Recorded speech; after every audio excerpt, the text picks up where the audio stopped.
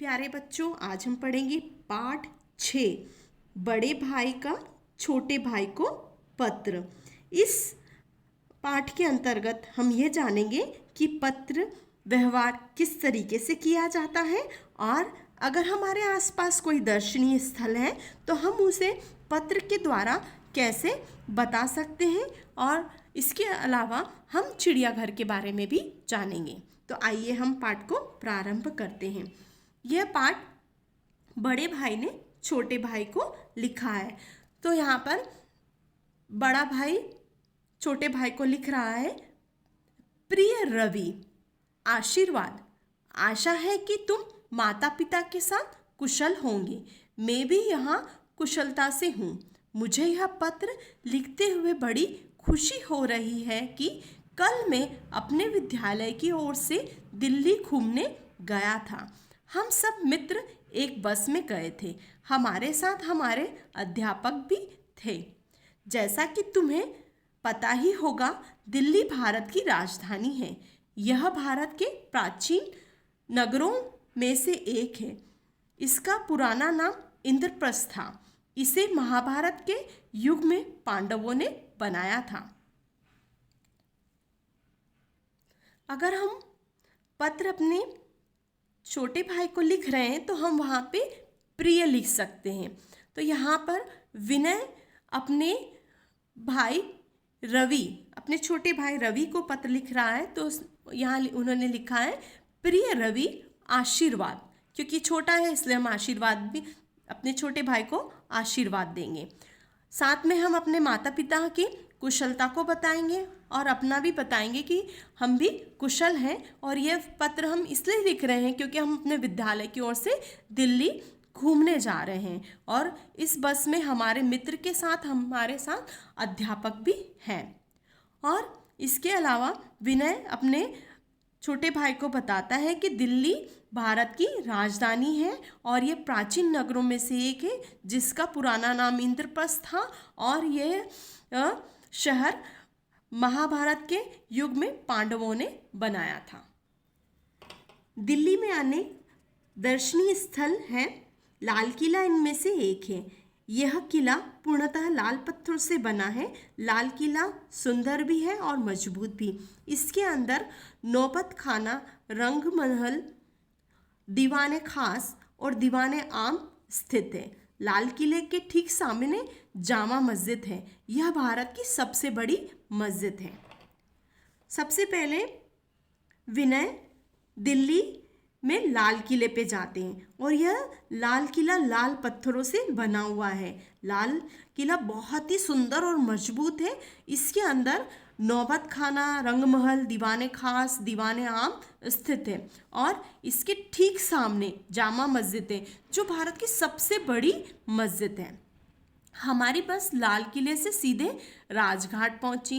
राजघाट हमारे राष्ट्रपिता महात्मा गांधी का समाधि स्थल है। इसके ठीक साथ में हमारे पहले प्रधानमंत्री जवाहरलाल नेहरू जी का समाधि स्थल है। पूर्व प्रधानमंत्री लाल बहादुर शास्त्री का समाधि स्थल विजय घाट भी यही है। अब इसके बाद में विनय लाल किले से राजघाट पहुंचते हैं बस के द्वारा और वहाँ पर उन्होंने देखा कि राष्ट्रपिता महात्मा गांधी का ये समाधि स्थल है और इसके साथ ही जवाहरलाल नेहरू का भी समाधि स्थल है और पूर्व प्रधानमंत्री लाल बहादुर शास्त्री का समाधि स्थल विजय घाट भी इसी के नज़दीक स्थित है।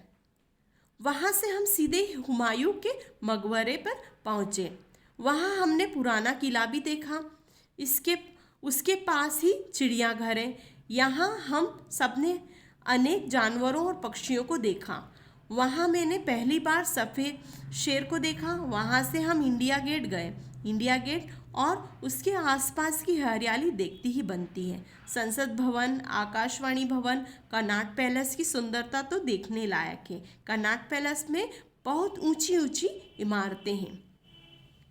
लाल किले और राजघाट, विजय घाट से होते हुए विनय अब हुमायूं के मकबरे पहुँचे और यह सबसे पुराना किला है और इसके पास में एक चिड़ियाघर है जिसमें जानवर और पक्षियों को उसने देखा। इसमें उसने पहली बार एक सफ़ेद शेर को भी देखा। यहाँ से फिर ये इंडिया गेट गए और इंडिया गेट और उसके आसपास की उन्होंने हरियाली को देखा, साथ ही संसद भवन, आकाशवाणी भवन और कनॉट पैलेस को देखा जिसकी सुंदरता देखने लायक है। कनॉट पैलेस में उसने बहुत ऊंची ऊंची इमारतों को देखा। उस समय राष्ट्रपति भवन का मुगल गार्डन भी खुला हुआ था।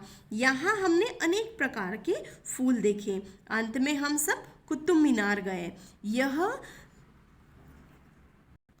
72.5 मीटर ऊंचा है।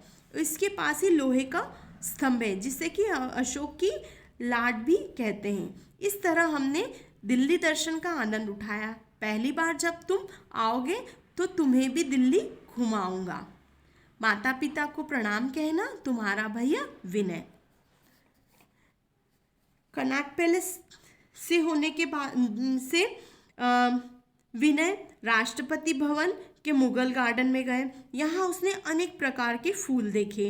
अंत में कुतुब मीनार पहुँचे। वहाँ उन्हें पता लगा कि ये 72.5 मीटर ऊंचा है और इसके पास में ही एक लोहे का स्तंभ है जिसे कि अशोक का लाट कहते हैं।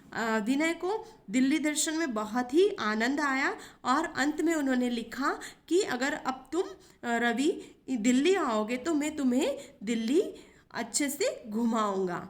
अंत में विनय लिखते हैं कि माता पिता को प्रणाम कहना, तुम्हारा भैया विनय। इस तरीके से हम किसी भी पत्र को बहुत ही अच्छी ढंग से लिख सकते हैं और प्रस्तुत कर सकते हैं।